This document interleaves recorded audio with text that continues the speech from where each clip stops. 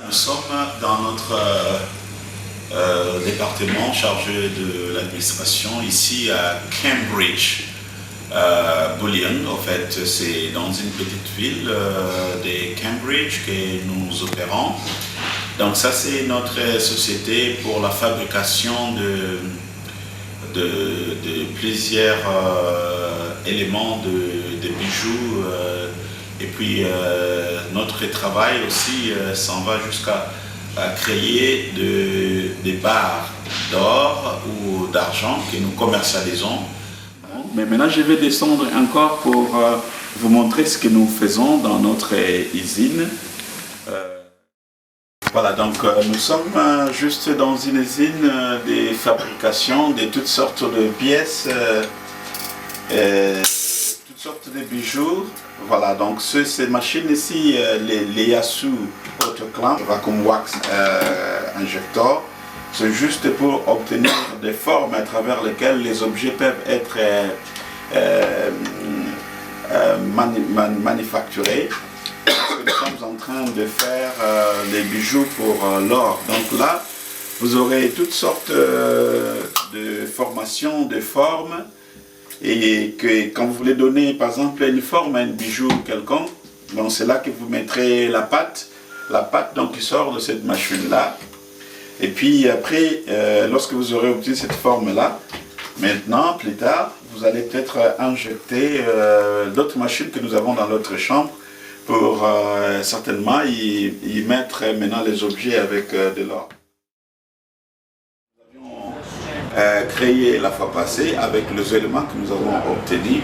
Nous avons formé cet arbre ici comme l'arbre à Noël avec des petites pièces, des gobelets, de tout ce que vous voulez, des clés, de machines, de petites pièces. Alors en ce moment-là, mais ça c'est juste une toute première phase pour vous montrer comment on fabrique les bijoux.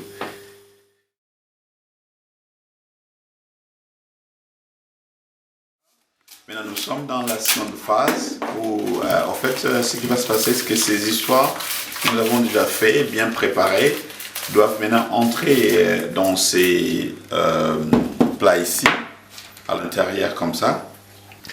Et ce qui va arriver après, nous allons devoir y verser de la pâte, aussi bien que de l'eau que nous aurons de l'autre côté. Lorsque nous allons verser, vous savez que ce sera en liquide. Voilà pourquoi nous avons essayé de mettre les bandes, la colle, c'est comme cela pour ne pas permettre à ce que ce liquide que nous allons devoir verser dedans ne puisse pas sortir.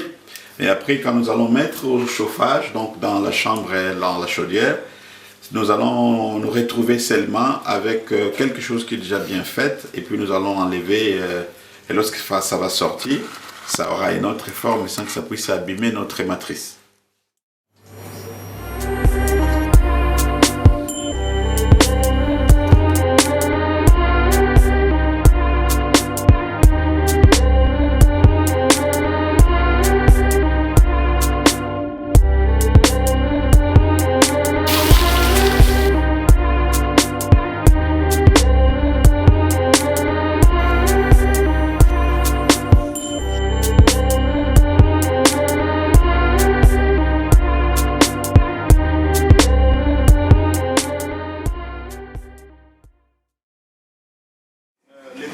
Ici pour un certain lavage, donc là vous pouvez voir il y a une pompe d'injection là avec mes mains parce qu'il y a une très grande pression. Je lave et dès que je termine à laver, finalement je vais remettre encore dans cet acide ici, je mets dans l'eau ici et juste pour enlever l'acide, et finalement après avoir enlevé toute l'acide, je viens ici dans cette machine à polir.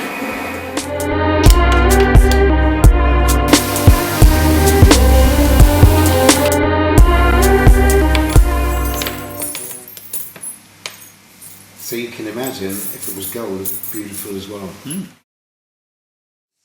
And welcome to our facilities at Cambridge Bullion. What I'd like to mention to add to all the things that Mr. Lembasika has been explaining to you on camera is the potential of our facilities here. We're able, as you've been able to see, able to produce gold and silver jewelry, gold and silver bars, gold and silver ingots in every shape and form. My expertise is on the diamond sector. I've spent many years in the DRC working with various people such as Madi Madimba, who's not long since passed. Had the pleasure of working with him in the 1990s, and now we want to be able to enhance the gemological and mineral potential down in the DRC Congo. So we look forward to meeting with you as soon as we possibly can and sharing our thoughts with you and what can be done.